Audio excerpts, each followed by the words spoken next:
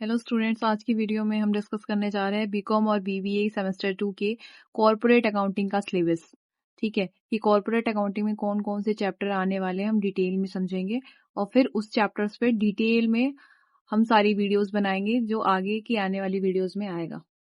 तो इसमें कुल मिला के 5 यूनिट है, जिसमें से फर्स्ट यूनिट जो है वो है accounting for share capital and debenture, जो पूरा होने वाला है शेयर कैपिटल्स और डिवेंचर पे, जो आपने 12th में भी पढ़ा होगा, शायद आपको याद होगा। तो इंट्रोडक्शन, इसमें कुछ चैप्टर होंगे। फर्स्ट होगा introduction to issue of shares and debentures, जिसमें आपको एट पर, प्रीमियम एंड डिस्काउंट जो आपने पढ़ा होगा। सेकंड होगा issue of right shares, bonus shares, employ stock options plans, buyback of shares, book building process और underwriting of shares and debenture.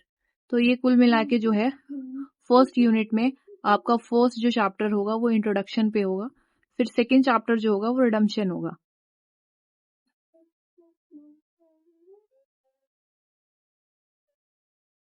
ये है सेकंड चैप्टर। सेकंड चैप्टर होगा रिडम्पशन पे, जो होगा redemption of preference share, redemption of debentures, जिसमें sinking funds debentures होंगे, open market purchase, conversation of debentures होंगे। तो कुल मिला के जो हमारी फर्स्ट यूनिट होगी वो इंट्रोडक्शन पे होगी और सेकेंड रिडम्पशन पे होगी। इसमें कुछ एज पर जो अकाउंटिंग स्टैंडर्ड्स होते हैं, जो भी इंडियन अकाउंटिंग स्टैंडर्ड्स होंगे, वो हम फुल इंफॉर्मेशन के साथ उन आने वाली वीडियोस में समझेंगे। ठीक है, तो फर्स्ट यूनिट होगा आपका introduction of issue of debentures. Second होगा यूनिट जो होगा फाइनेंशियल स्टेटमेंट ऑफ कंपनीज, जिसमें आपको meaning and objective of financial statement बताया जाएगा। प्रिपरेशन ऑफ फाइनेंशियल स्टेटमेंट, कैसे उनकी प्रिपरेशन की जाती है। जॉइंट स्टॉक कंपनीज में बैलेंस शीट बताई जाएगी, प्रॉफिट एंड लॉस कैसे बनाए जाते हैं वो बताया जाएगा। As per schedule 3 companies act बताई जाएगी, जिसमें डिवीजन फर्स्ट डिटेल स्टडी होगी और डिवीजन सेकंड होगा जिसमें ओवरव्यू किया जाएगा। इसमें भी कुछ अकाउंटिंग स्टैंडर्ड्स होते हैं, जो भी होंगे वो वीडियो के साथ साथ बता दिए जाएंगे आपको। ठीक है, थर्ड वन होगा cash flow statement. Cash flow statement होगा आपका, जिसमें आपको कैश फ्लो से रिगार्डिंग जितनी भी इंफॉर्मेशन होगी, आपने 12th में पढ़ाई होगा तो आपको याद होगा, तो हम साथ के साथ सारी चीजें रिवाइज भी करते चले जाएंगे। Meaning and objective of cash flow statement, useful of cash flow statement, preparation कैसे की जाती है उसकी as per accounting standard 3, only in direct methods use हो, इसमें सिर्फ यही मेथड यूज करवाया जाएगा। Cash flow from operating activities, investing activity, जितनी भी तरह की एक्टिविटी होती है कैश फ्लो में, वो सारी चीज आपको समझाई जाएगी वीडियो के साथ साथ। लिमिटेशन ऑफ कैश फ्लो की क्या लिमिटेशंस होती है। तो कुल मिला के सेकेंड यूनिट जो होगा वो आपका फाइनेंशियल स्टेटमेंट और कैश फ्लो स्टेटमेंट पे होगा। ठीक है, फिर हम चलते हैं फोर्थ यूनिट पे। फोर्थ यूनिट होगा आपका valuation of profit and prior to income in corporation. ये एक्चुअली न्यू चैप्टर होगा, तो आपको सही से पढ़ना पड़ेगा इस चीज के बारे में। वैल्यूएशन ऑफ गुडविल के बारे में इसमें पढ़ा जाएगा, से मीनिंग ऑफ गुडविल बताई जाएगी, नीड कैसे क्यों नीड पड़ती है इसकी, इसके मेथड्स होंगे। मेथड्स कुछ 3 तरह के होते हैं, एवरेज, सुपर और कैपिटलाइजेशन मेथड। ठीक है, वैल्यूएशन ऑफ शेयर्स, पहले वैल्यूएशन ऑफ गुडविल, देन फिर valuation of shares.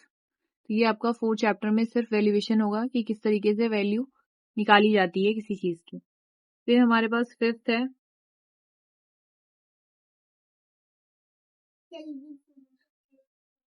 Amalgamation, reconstruction and liquidation of companies, कि कितने टाइप्स के होते हैं, कॉन्सेप्ट समझाया जाएगा आपको। अकाउंटिंग ऑफ, किस तरीके से उसकी अकाउंटिंग की जाती है, ये सारी चीजें आपको समझाई जाएगी। रिकंस्ट्रक्शन किस तरीके से कंपनी का होता है, इंटरनल और एक्सटर्नल दोनों किस तरीके से होता है। तो ये यूनिट 5 जो है आपका, यूनिट 4 जो है वैल्यूएशन ऑफ शेयर्स, और ये यूनिट 5 ये बिल्कुल नया चैप्टर है आपके लिए, तो ये बिल्कुल सही से पढ़ना पड़ेगा आपको। नॉट एट लीस्ट इसमें आपको accounting for liquidation of company भी पढ़नी पड़ेगी।